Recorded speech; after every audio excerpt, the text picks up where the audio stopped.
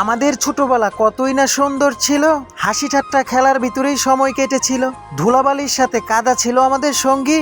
কলাপাতার দোকান গুল্লা ছোট জামাই বউ সাজা ছিল আমাদের অঙ্গি ভঙ্গি। সন্ধ্যা হলেই হারিকেনের চিমটি লাগিয়ে পড়তে বসতাম। পড়া শেষ করে মায়ের হাতের নলা খেয়ে শুয়ে পড়তাম। স্কুলে যেতাম বাবার ফোনির সাইকেলে। 4 আনা লজেন্স 1 টাকার আইসক্রিম কিনে খেতাম সকালে। পড়া না পারলে টেবিলের নিচে মাথা দিয়ে দিত ডাস্টারের বাড়ি। ধমক দিয়ে স্যার বলতো নাড়াচাড়া যাতে না করি। স্কুল ছুটির পর কিনে নিয়ে যেতে হতো বড়ি, ব্যথায় যাতে কষ্ট না করি।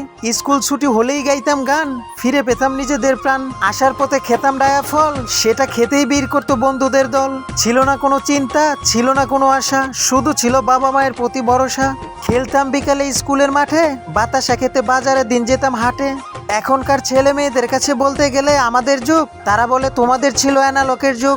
এখন চলে ইন্টারনেটের যুগ, তারা নাকি পেয়েছে ডিজিটালের যুগ। হায়রে ডিজিটালের যুগ, হারিয়েছে আমাদের ছোট্টবেলার যুগ।